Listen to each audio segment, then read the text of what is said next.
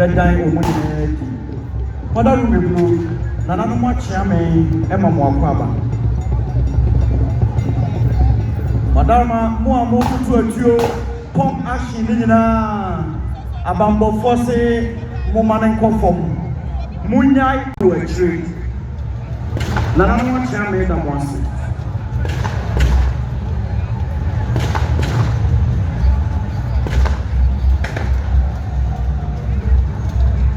Konadu also let you have. Now I'm going to review your power.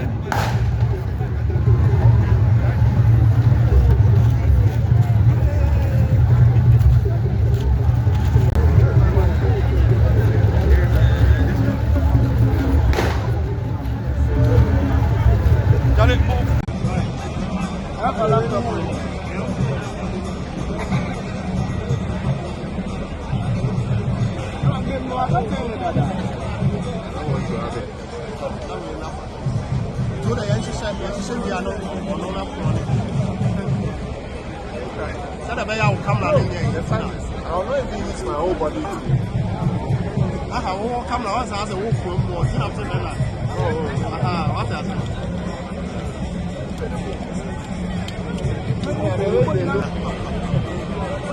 Is it running the power? And then. I don't know what you're going to why is it? Why is it behind you?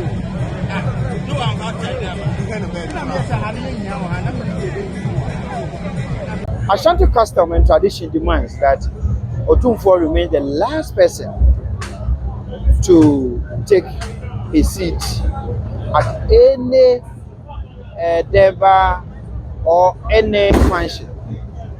Again, he is the last person to speak.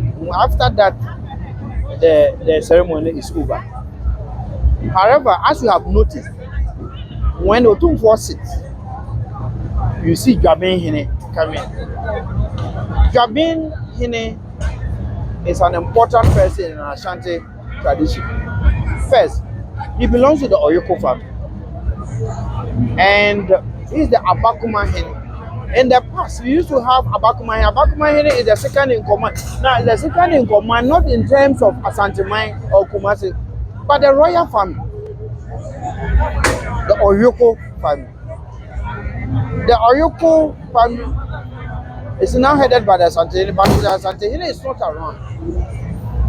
And anything happens in the Oyoko family, the Jabin must be involved. So, as a Bakuma Hene, he makes sure that everything is done, everything is settled. And then when all things are done, a message is sent to him that Nana is seated and that he should come. Now, because Jabin is not in Kumasi, the one who takes his place is the Oyoko Hene. So we have Oyoko Hene in Kumasi. But when Jabin Hene is in Kumasi, he takes the position of the Oyoko Hene. And that is why Otumfuo sit before Gabehine comes. One other chief or one other leader who comes when Otumfuo is ready seated is a Champamihine, the son of Asantehemaa. He comes when every Otumfuo is seated, but he is also the last person to leave. When Otumfuo has left the function, he sits until a message is received from Enshia that Otumfuo has reached home, and then goes home. He is the Yiadom Hene, the one at the back who is taking care of whatever happens in the rear. The cultural significance of that. The cultural significance. Cultural significance. Yes, that is. You see, when in the past when they were going for war, he's at the back watching. He must watch the back. Otherwise, some people will come and overtake. And this was instituted after several incursions to the throne and to the people of Kumasi whenever the Asantehemaa is not in town. Again, it's also a strategy. When they go for war, thinking that we have consumed those in front, the back will then sweep over the enemy.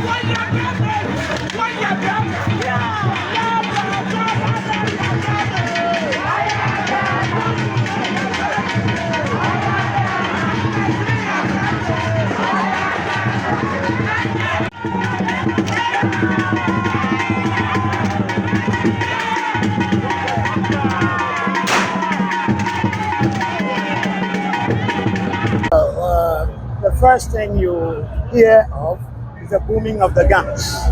Now, guns are not just booming, they have meaning, philosophy, and history behind it. It has been part of the Asante Kingdom, its culture and tradition, to let guns fly when somebody passes on, an important person passes on. The meaning is that, but for the power of death, but for the fact that we cannot see death with our naked eyes, we would have faced the tax even with our lives. And all the guns that you are hearing, if it were to be a physical person coming to take away our mother, our sister, our aunt, our leader, we would have fought till the last end. That is why the booming of the guns. You also see all black. Black is a significant of that we are bleeding with death. And if possible, we should resurrect the person who has passed on, because it's death that has taken her away. So we are dealing with death to change his mind and bring back our beloved ones. Now, if after some hours, after some days, death refuses to resurrect and bring back our dear one, then we will change the cloth to red, meaning we are in full scale war with death. That is why you are not seeing red. But if it's buried, then of course from there any activity towards about the death would mean we can wear red in addition to the black. Again, it is important to note that today is the last day. The corpse or the body of the priest will be carried to Bantam Mausoleum. That is where the final funeral rites would be performed in terms of prayer. Then it will be carried, the corpse will be carried to the final destination, that is Brahmine Bem, and that will be deep in the night. And because of some activities which will take place, which are not evil but spiritual, people are not allowed to see with their naked eyes. For which reason, everybody is forbidden to come around when it is 9 o'clock in the evening or at night till daybreak, 6 o'clock. So this is the reason why the queen is going to be buried today on Thursday. Yes, on Thursday, because that has been the case. Saturdays, which you are seeing these days, has been adopted into the cultural system. Otherwise, originally, nobody was to be buried on Saturday, because Saturday is a sacred day.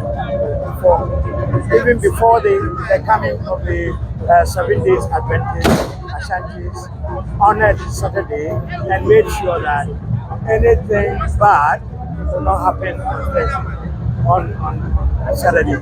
But Saturday has been adopted because of the government work and then other activities, because workers will not have time to come on Thursdays.